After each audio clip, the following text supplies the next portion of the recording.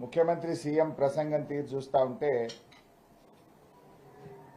మైకులో రంకెలు వేసి గజ్జెల లాగేసుకొని పోతరాజు తీరుగా పడేలు కొరడాతో ఆయనకాయన కొట్టుకొని పారిపోయినట్టు ఉన్నది.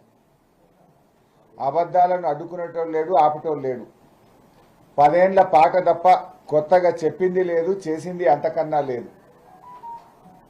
సబ్జెక్టు లేనోడికి వదురుడు ఎక్కువ, చేతగానోడికి ఏతులు ఎక్కువ అన్నట్టు ముఖ్యమంత్రిగా నీకు మైకు దొరకడమే నీకున్న అనుకూలత.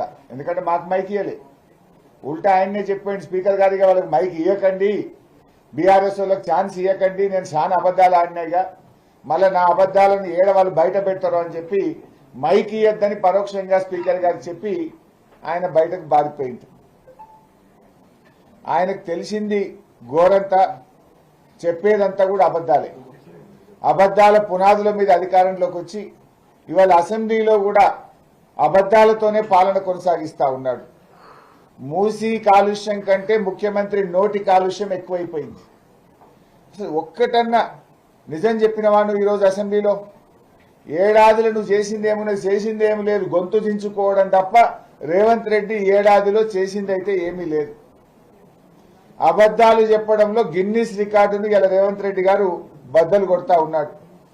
నాకైతే అనిపిస్తుంది అబద్ధాల నుంచి ఇక దేవుడే ఈ రాష్ట్రాన్ని కాపాడాలేమో, ఈ ప్రజల్ని కాపాడాలని అనిపిస్తా ఉంది. ఇంతసేపు 2 గంటల ప్రసంగం చేసిండు బైసాబ్ ముఖ్యమంత్రి. 2 గంటల ప్రసంగంలో రైతు భరోసా ఎప్పుడు ఇస్తాడో, ఎంత ఇస్తాడో ఒక్క ముక్కనన్నా చెప్పిండా? 2 గంటల ప్రసంగంలో 2 లక్షలకు పైగా అప్పులున్న వాళ్ళను ఉరకండి, బ్యాంకుల్లో మీదున్నది కట్టండి, మేము రుణమాఫీ చేస్తా అని ముఖ్యమంత్రి అన్నాడు. ఈయన మాట నమ్మి చాలా మంది 2 లక్షలకు పైగా ఉన్న రుణాలు కట్టారు. మరి వాళ్ళకి ఎప్పుడు రుణమాఫీ చేస్తావో ఇంతవరకు చెప్పలేదు. 30వ తారీఖు మహబూబ్ నగర్ లో పోయి 2750 కోట్లు విడుదల చేసిన అన్నావు. ఇప్పటి వరకు ఏ ఒక్క రైతుకు బ్యాంక్ అకౌంట్ లో పడలేదు. ఎన్ని పచ్చి అబద్ధాలంటే ఆయన పూర్తిగా గోబల్స్ ను మాట్లాడేటువంటి ప్రయత్నం చేస్తా ఉన్నాడు. ఇలా ఈ 2 గంటల ప్రసంగం చూస్తే మొన్న మేము అప్పుల విషయంలో ప్రభుత్వం యొక్క నోరు మూయించినాం. ప్రభుత్వం యొక్క అబద్ధాలను లెక్కలతో సహా అంకెలతో సహా చూపించి ఆ ప్రభుత్వాన్ని, ఉప ముఖ్యమంత్రి గారిని ఈ అప్పు 4,17,000 అని బల్ల గుద్ది అసెంబ్లీ సాక్షిగా లెక్కలతో సహా చెప్పి ప్రభుత్వం నోరు మూయించినాం. అంటే ఇవాళంతా కూడా ఆయనకి ఏమైపోయిందంటే ఈ 5-6 రోజుల నుంచి సభలో ప్రభుత్వం తేలిపోయింది, ప్రభుత్వం పలసబడిపోయింది. ఆయన కడుపులో ఉన్నదంతా కూడా ఇవాళ కక్కిందంతా కుక్కేస్తే. ఇవాళ రైతు భరోసా మీద చర్చ అంతా కూడా రాజకీయ ఉపన్యాసమే తప్ప రైతులకేమిస్తాడు, ఎప్పుడు ఇస్తాడు, ఎట్లా ఇస్తాడు, ఏ ఒక్క ముక్క కూడా చెప్పలే ఇవాళ రేవంత్ రెడ్డి గారు. అయితే ఇవాళ ఆయన ప్రసంగంలో కొన్ని అంశాలు క్విక్గా నేను చెప్పదలుచుకుంది ఏంటంటే, ఇవాళ ముఖ్యమంత్రి గారు మాట్లాడుతూ ఒక స్కూల్ కట్టిండ్రా అని ఇష్టమైనట్టు మాట్లాడి, నీకేం తెలుసు, పోదాంపా, ఏ కాన్స్టిట్యున్సీకి పోదాం, కట్టిన గిరిజన గురుకులాలు చూపిస్తాం, కట్టిన మన ఊరు మనబడి పాఠశాలలు చూపిస్తాం. ఇవాళ ఎంత అభివృద్ధి జరిగిందో ఏ కాన్స్టిట్యున్సీకి పోయినా కూడా ప్రజలు చెప్పడానికి రెడీగా ఉంటారు. మాట్లాడుతూ ఏమంటాడు, ఫార్మాసిటీకి విలువైన భూములు సేకరించి అగ్గువకే మేము భూములు కేటాయించినామన్నాడు. నేను రేవంత్ రెడ్డి సవాల్ చేస్తున్నా, మేము ఫార్మాసిటీలో ఏ కంపెనీకైనా 1 ఎకరమన్నా కేటాయించినామా? కేటాయించిందే లేదు, నువ్వు అగ్గువ కేటాయించినావంటావు. ఇవన్నీ అబద్ధాలు కదా, అబద్ధాలు ఆడడానికి సిగ్గుండాలి. ఒక్క అబద్ధమా? నీ ఉపన్యాసంలో ప్రతి సబ్జెక్ట్ లో నువ్వు అబద్ధాలే మాట్లాడినావు. I'm ready for open discussion. మాకేమో మైక్ ఏవైతివి, ఇక సభానాయకుడు అని ముఖ్యమంత్రి అని నోటికొచ్చినట్టు సొల్లు వాగుడు వాగిపోయినావు. నువ్వు ఫార్మాసిటీలో విలువైన భూములు సేకరించినమాట, అగ్గువకు కంపెనీలకు కేటాయించినమాట. ఎస్, నేను అడుగుతున్నా, బీఆర్ఎస్ పార్టీ అసలు భూమే కేటాయించదు. అగ్గువకనే ప్రశ్న ఎక్కడిది? కేటాయిస్తే ఎవరికి కేటాయించినాం, అగ్గువకిస్తే ఎంత అగ్గువకి ఇచ్చినామో చెప్పు ముఖ్యమంత్రి. నువ్వు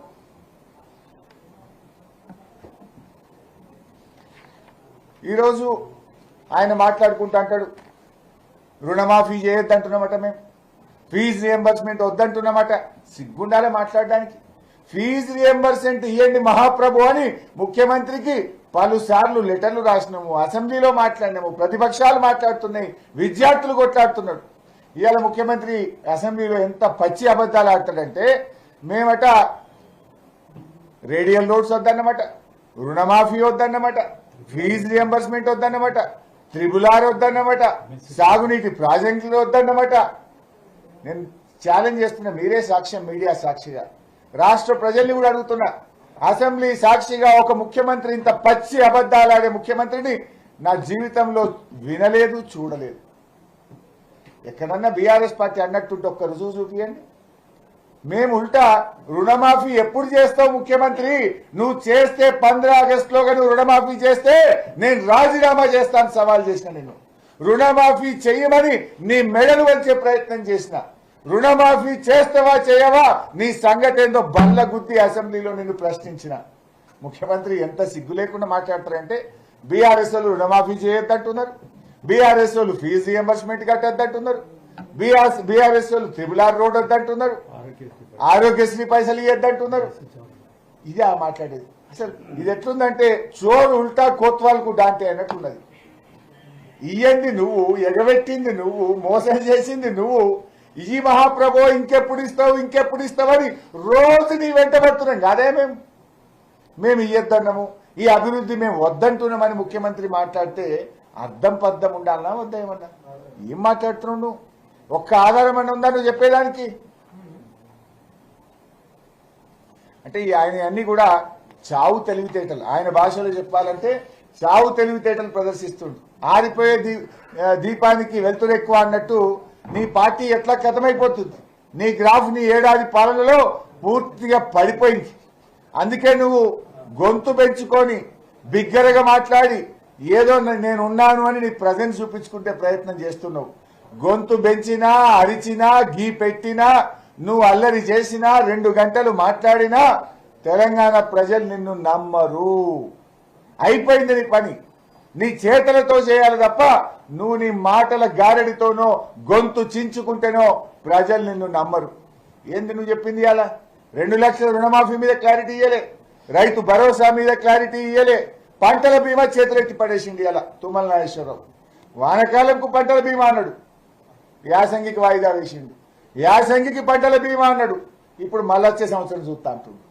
ఇగో ఇది కాంగ్రెస్ తీరు. దొంగలకు సద్దులు కట్టురు మీరు. ఇవాళ ముఖ్యమంత్రి గారు టనల్ విషయంలో కూడా మాట్లాడిండు. ఎస్ఎల్బీసీ టనల్ అట 10 కిలోమీటర్లు ఉండే బీఆర్ఎస్ లో 1 కిలోమీటర్ తవ్వలేదు అంటుండు. అసెంబ్లీలో మాట్లాడిండు. I'm challenging the chief minister as irrigation minister గారు పనిచేసిన కనుక బీఆర్ఎస్ ప్రభుత్వ హయాంలో మేము దాదాపు 11 కిలోమీటర్లకు పైగా బీఆర్ఎస్ హయాంలో మేము తవ్వాం టనల్. ఎస్ఎల్బీసీ టనల్ 10 కిలోమీటర్లు ఉండే బీఆర్ఎస్ తవ్వనే లేదు అని మాట్లాడింది. 11.29 కిలోమీటర్లు ఎస్ఎల్బీసీ టనల్ ను బీఆర్ఎస్ హయాంలో తవ్వి చూపించాం. నల్లగొండ జిల్లాకు కాళేశ్వరం జలాలను తెచ్చి దాదాపు 2.5 లక్షల ఎకరాలు తుంగతుర్తి, కోదాడ, సూర్యాపేటలో పంటలు పండించి చూపించినాం. నిన్నగాక మొన్న నువ్వు నల్లగొండ పోయి ఇనాగ్రేషన్ చేసిన ఉదయ సముద్రంలో నీళ్లు పోయించింది బీఆర్ఎస్ పార్టీ. నువ్వు ఇనాగ్రేషన్ చేసిన మెడికల్ కాలేజ్ కట్టింది బీఆర్ఎస్ పార్టీ. అన్ని గోబల్స్ మాట్లాడుతున్నాడు. ఒక్క అబద్ధం, ఒక్క నిజం కూడా చెప్పకుండా అన్ని అబద్ధాలే ముఖ్యమంత్రి గారు ఈరోజు చెప్తా ఉన్నారు. ముఖ్యమంత్రి అంటుండు నల్గొండకు పోదామా, ఆలేరుకు పోదామా, భువనగిరికి పోదామా అంటుండు. పోదాం. ఈ మూసి బాధలకు కారణం కాంగ్రెసా కాదా, తెలుగుదేశమా కాదా పోయి అడుగుదాంపా. 50 ఏళ్ల కాంగ్రెస్ పాలన, 16 ఏళ్ల తెలుగుదేశం పాలనలోనే నల్లగొండ, భువనగిరి, ఆలేరు ప్రజల బతుకులాగమేని. దాన్ని బాగు చేసే పని మేం చేపట్టినాం. 4-5 వేల కోట్లు ఖర్చు పెట్టి కేసీఆర్ నాయకత్వంలో మూసీలోకి మురికి నీరు పోకుండా ఎస్టీపీలు పెట్టింది బీఆర్ఎస్.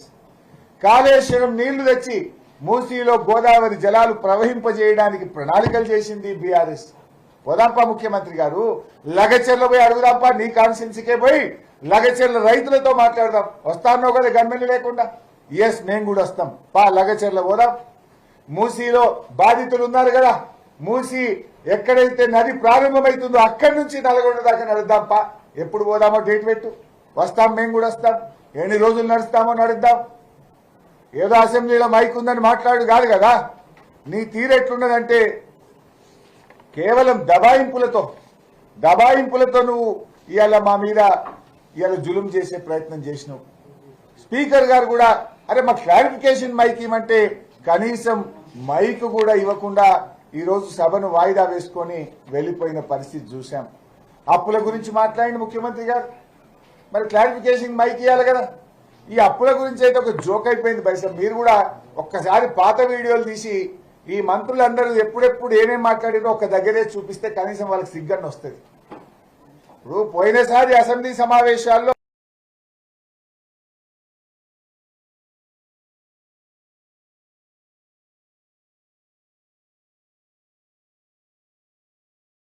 వైట్ పేపర్ తల దించుకొని డిప్యూటీ సీఎం గారి సభ నుంచి బయటకు పోయి even I'm today ready 4-17 BRS చేసినప్పు మీరేదో ఇలా వారసత్వంగా 72,000 కోట్ల అప్పు వచ్చి ఇంకా పెండింగ్ ఉందని నేను చెప్పిన అసెంబ్లీలో. అది 72,000 కాదు కదా, 72,000 అప్పు మీరు గవర్నమెంట్ తీసుకున్న నాడు కూడా పాత కాంగ్రెస్ గవర్నమెంట్ చేసిన అప్పు ఇంకా 72,000. అది 11,000 కార్పొరేషన్లు అంటే 83,000 ఉన్నది.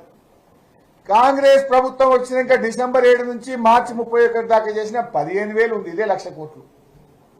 ఇవేమి కలపడంలా ఈ 72,000 ఇవాళ ఉన్నది. మీరు మళ్ళీ 10 ఏళ్ల తర్వాత కాంగ్రెస్ గవర్నమెంట్ వచ్చినాక కూడా 72,000 ఉంది. మధ్యలో 10 ఏళ్ల పాత కాంగ్రెస్ గవర్నమెంట్ వారసత్వంగా ఇచ్చిన అప్పుకు మిత్తిలకు 3,00,000 కోట్లు కట్టినాం. మరి మేము 3,00,000 కోట్ల అప్పు గత కాంగ్రెస్ ప్రభుత్వం వారసత్వంగా ఇచ్చిన అప్పు మేము కట్టుకుంటూనే అన్ని కార్యక్రమాలు చేసినాం. రైతు బంధు ఇచ్చినాం, రైతు బీమా ఇచ్చినాం, 2,000 పెన్షన్ ఇచ్చినాం, కళ్యాణ లక్ష్మి ఇచ్చినాం, కేసీఆర్ కిట్ ఇచ్చినాం, ప్రాజెక్టులు కట్టినాం, మంచినీళ్లు ఇచ్చినాం, సబ్ స్టేషన్లు కట్టినాం, 24 గంటల కరెంట్ ఇచ్చినాం. నీ లెక్క అప్పులని చెప్పి ఎన్నికల్లో ఇచ్చిన హామీలు ఎగ్గొట్టే ప్రయత్నం చేయలేదు రేవంత్ రెడ్డి. మేము కూడా గతంలో వారసత్వంగా వచ్చిన అప్పు మా 9.5 సంవత్సరాల్లో 3,00,000 కోట్ల అప్పు కట్టినాం, అభివృద్ధి పనులు కొనసాగించినాం. నీకు చేతగాక ప్రజలను ముందుకు పోలేక మా మీద అబద్ధాలు చెప్పి తప్పించుకోవాలని ప్రయత్నం చేస్తే ఇచ్చిపెట్టాం. త్వరలోనే నేను ఇంకా డీటెయిల్గా మీ ఇంటలెక్చువల్స్ను, ఎడిటర్లను అందరినీ కూడా పిలిచి ఈ అప్పుల గురించి ఇంకొక ప్రజెంటేషన్ కూడా డీటెయిల్గా ఇచ్చి ఈ కాంగ్రెస్ ప్రభుత్వం చెప్తున్న అబద్ధాలను బట్టలిప్పేస్తాం. కళ్ళగట్టినట్టుగా వీళ్ళ గోబల్స్ ను ప్రజాక్షేత్రంలో నిలబెడతాం.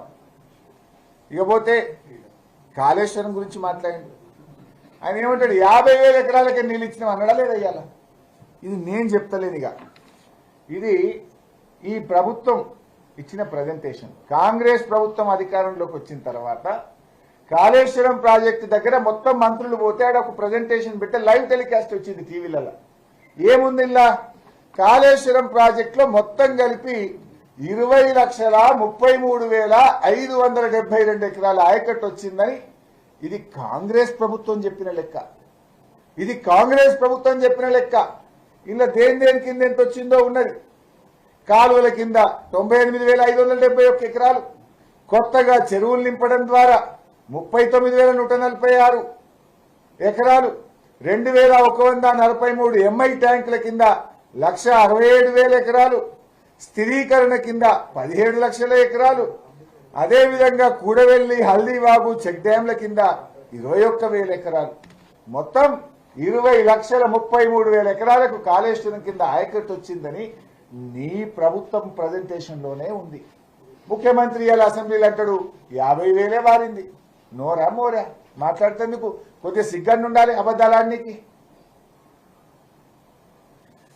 ఒక మంచినీళ్ళే కాదు కదా, మొన్న ఈ మధ్య ముఖ్యమంత్రి కోకోకోలా ఫ్యాక్టరీ ప్రారంభించిండు ములుగులో. అది ఎడికెళ్ళి వచ్చింది? It is the fall back of Kaleshwaram project. Kaleshwaram project నీళ్ల మీదనే కోకోకోలా కంపెనీ ఆడికి వచ్చింది కదా. ఆడ కొన్ని వేల మందికి ఉద్యోగాలు దొరుకుతున్నాయి కదా. ఇవాళ త్రాగునీరు ఇవాళ సగం ఉత్తర తెలంగాణకు కాళేశ్వరం ప్రాజెక్టులో కట్టిన మల్లన్న సాగర్ నుంచో, రంగనాయక్ సాగర్ నుంచో, గౌరవెల్లి నుంచో ఈ ప్రాజెక్టుల నుంచే కదా ఈరోజు నీళ్ళు వస్తున్నాయి. త్రాగునీరిచ్చింది, సాగునీరిచ్చింది, పరిశ్రమలకు నీరిచ్చింది. ఇప్పుడు నువ్వు నిన్న మొన్న చెప్తున్నావు హైదరాబాద్కి 20 టీఎంసీల నీళ్లు తెస్తా. హైదరాబాద్ త్రాగునీటి అవసరాలకు మూసి శుద్ధి చేయడానికి 20 టీఎంసీలు హైదరాబాద్ తెస్తా అని బాగా మాట్లాడుతున్నారు కదా ముఖ్యమంత్రి. ఎక్కడి 20 టీఎంసీలు? అవి కాళేశ్వరం నుంచే తెస్తున్నావు. కేసీఆర్ కట్టిన మల్లన్న సాగర్ కాళేశ్వరంలో అంతర్భాగమైన మల్లన్న సాగర్ నుంచే కదా నువ్వు హైదరాబాద్ నీళ్ళు తెస్తున్నావు.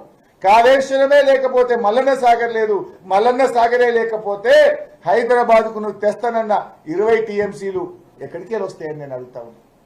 ఇవి మాట్లాడేటప్పుడు సోయి ఉండాలి కదా. నువ్వే చెప్పినావు కదా 20 టీఎంసీలు తెస్తే ఆడికెళ్ళి తెస్తున్నావు, కాళేశ్వరమే కదా.